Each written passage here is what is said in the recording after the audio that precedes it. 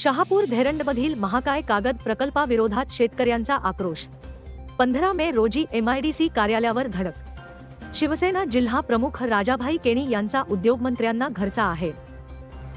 अलिबाग तालुक्यातील शहापूर धेरंड परिसरात सिन्नारमास कंपनीचा प्रस्तावित महाकाय कागद प्रकल्प स्थानिक शेतकऱ्यांच्या तीव्र विरोधात सापडला आहे. अद्याप भूसंपादन प्रक्रिया पूर्ण न होता थेट पाण्याच्या पाईपलाईनसाठी 356 कोटींच्या निविदा काढण्यात आल्याने शेतकरी संतप्त झाले आहेत. विशेष म्हणजे ज्या शेतकऱ्यांच्या जमिनीवरून पाईपलाईन जाणार आहे त्यांना विश्वासात न घेता हा निर्णय घेतल्याने असंतोष अधिक वाढला आहे. राज्याच्या उद्योग मंत्रालयाच्या भूमिकेवर संशय व्यक्त करत शिवसेनेचे जिल्हा प्रमुख व खारेपाट विभागाचे अध्यक्ष राजाभाई केणी यांनी या प्रकरणात ठाम भूमिका घेतली आहे. त्यांनी पत्रकार परिषदेत स्पष्टपणे सांगितले की शेतकऱ्यांना योग्य मोबदला आणि विकसित भूखंड न मिळाल्यास तीव्र आंदोलन उभारले जाईल. याच पार्श्वभूमीवर 15 मे रोजी खारेपाटातील कुसुंबळे, कुर्डूस, श्रीगाव ग्रामपंचायत हद्दीतील 28 गावांतील हजारो शेतकरी अलिबाग MIDC कार्यालयावर आक्रोश मोर्चा काढणार आहेत.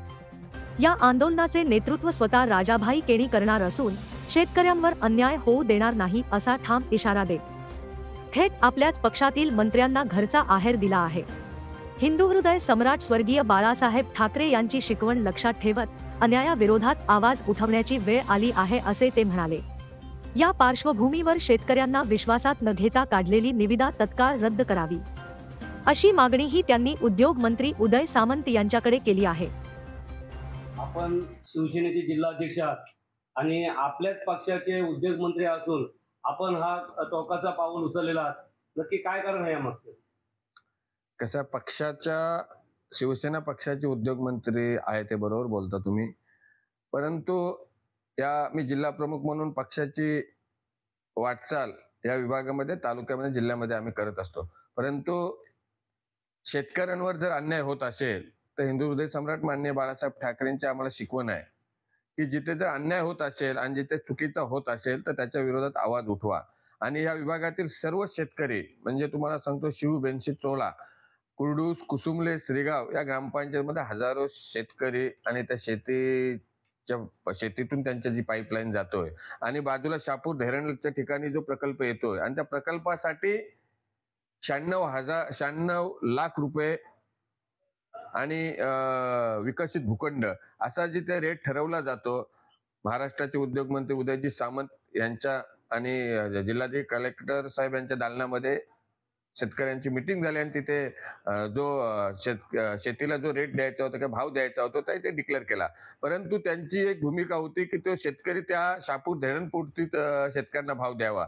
परंतु त्या प्रकल्पासाठी जी पाण्याची जलवाहिनी ज्या आमच्या भागातील शेतकऱ्यांच्या शेतीतून जाणार आहे, आमची मागणी हीच आहे की जो भाव तुम्ही त्या शेतकऱ्यांना द्याल तोच भाव आम्हाला आमच्या या विभागातल्या शेतकऱ्यांना सुद्धा तोच भाव मिळायला पाहिजे आणि तोच विकसित भूखंड तुम्ही तिकडे देणार आहात तो सुद्धा आमच्या शेतकऱ्यांना मिळाला पाहिजे.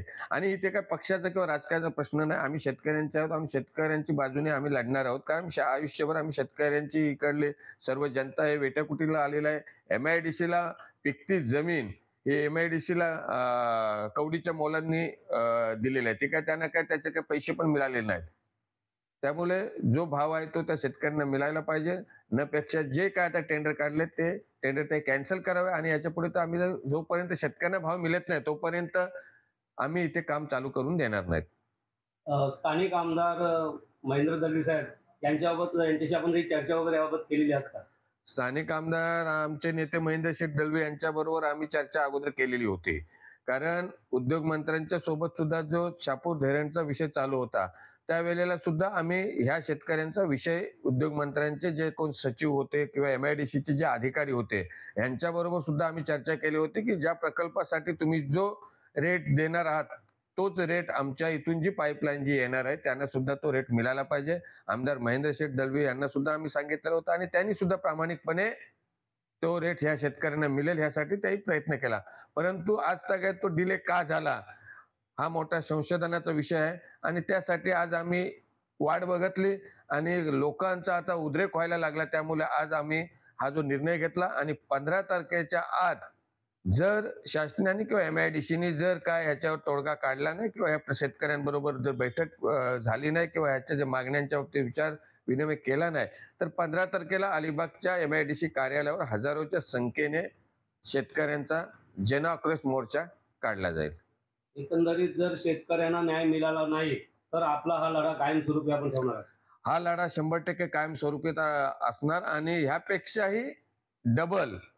मग तिथे जर कायदा हातात घ्यायला लागला तर तो कायदा हातात घेण्याची शेतकऱ्यांची तयारी आहे.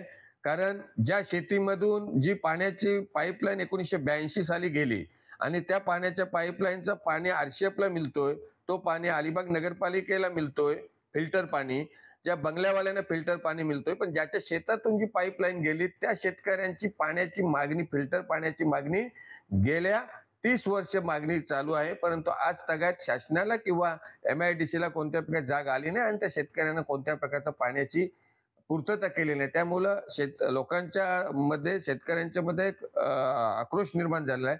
त्यामुळे कुठल्याही क्षणी कधी काही होऊ शकतो.